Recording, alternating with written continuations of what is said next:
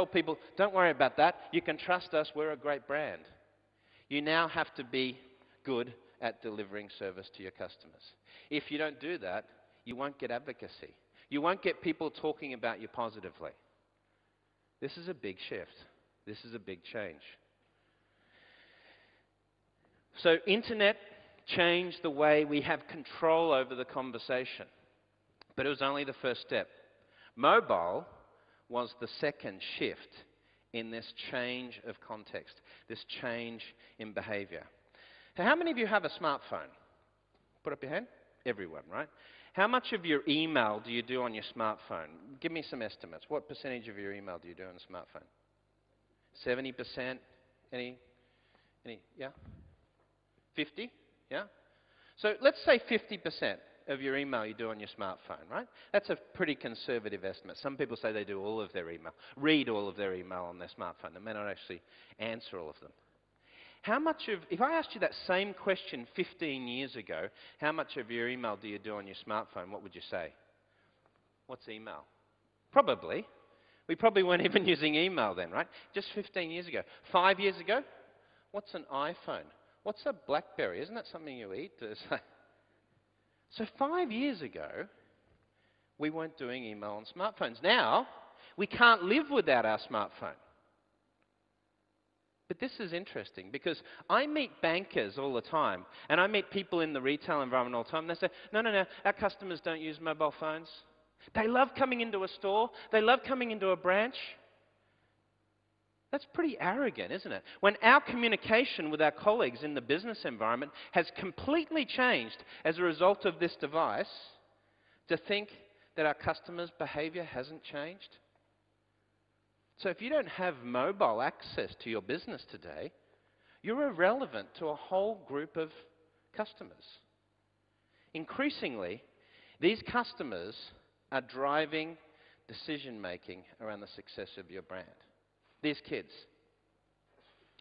Because by 2020, half of your customers in the retail space will be YGen, who've only grown up in a world knowing a mobile phone and internet connection. They've never lived in a world without an internet connection and a mobile phone.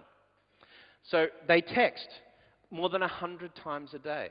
Recently I was on a flight from the east coast of the US to Europe, and there's these bunch of college kids sitting in the plane.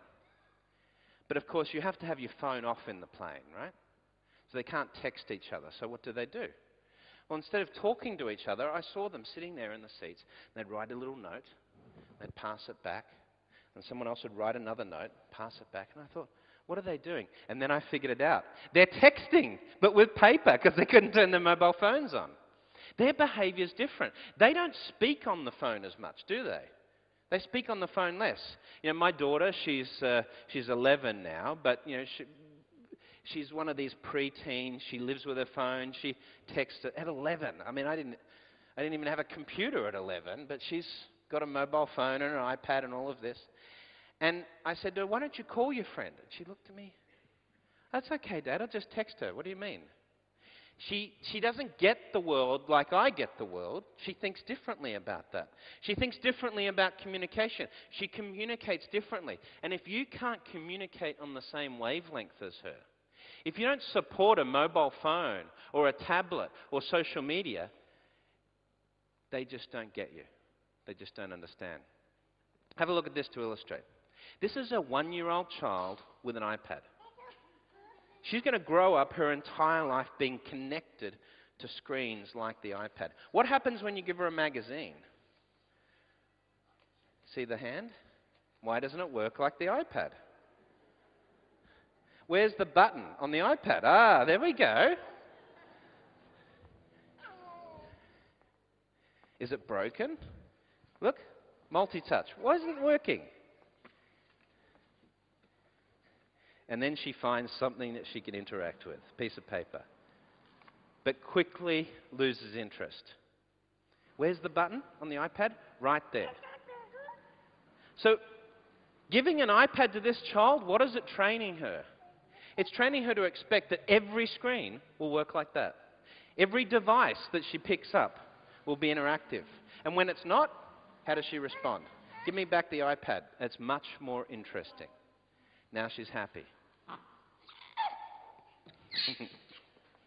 Now, if you're in the business of trying to win the trust of your customers and your website doesn't work on a mobile phone or an iPad, you're screwed. Right now, today, have you tried to use your website with an iPad if you're in business? Have you tried to click on those really small buttons that are designed for a mouse? You've got to sort of, zoom in and try and click it with your finger, or hypertext links, things like this. That's not the way the web works anymore. It's a conversation, and these conversations are occurring on multi-touch screens. These are my kids. Thomas, he's 2. He's iPad literate. He has been since he's 1. And Hannah and Matthew.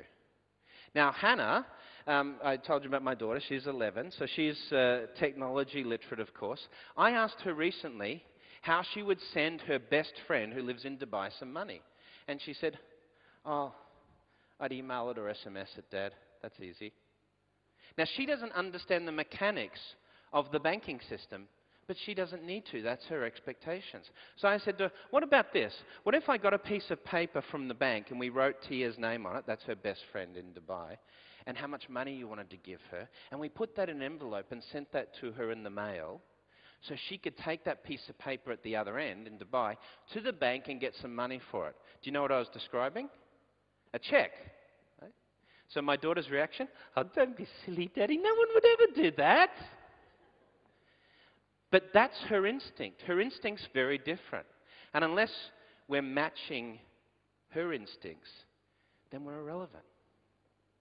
So today, the instincts are changing around banking. So you have Turkcell here and others who are now building a wallet into the phone.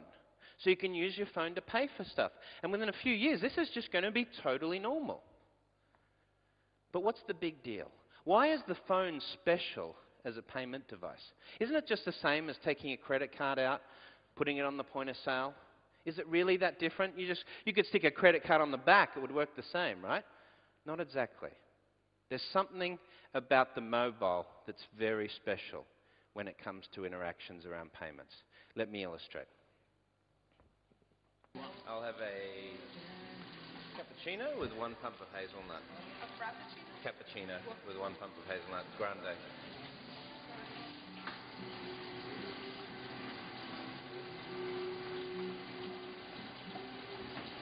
Total $7.84. Okay, so we're going to fire up the app. This is the Starbucks app on the iPhone.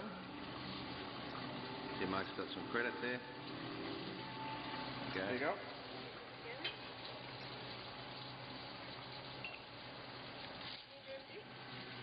No thanks. Okay. That's it, done. Come back over. And then we go back to the app. With a really weird number. Yep, with a really weird number. And as it updates there we go, and it's updated the transaction. Thanks very much, Mike. Now, Starbucks today does 25% of their in-store payments are made by this app. 25%. So if you think mobile payments is a thing in the future, forget it. 25% of Starbucks purchases in North America are made with this app. People love mobile payments. But that's not cool. What's cool is, what could you see on the screen before and after the purchase? You saw your balance. When was the last time you took your credit card out of your wallet and it told you what your balance of your bank account was? Never, right? Guess what the number 1 requested piece of information from a bank today is? What's my account balance? How much money do I have? It's my money after all, right? I can't get that from a piece of plastic. I can get it from a mobile phone. That is powerful. I now have a much closer connection with my money because I know what's happening to it every day. That's changing the environment. So banking in the future will be very different. You won't go to a bank to get a travel insurance policy. When you log on to or you go to an airline, Turkish Airlines, to book your flight to Greece or somewhere, Peter? Yeah, Greece maybe? Nice place to visit. Cheap at the moment. You'll come and see me in New York.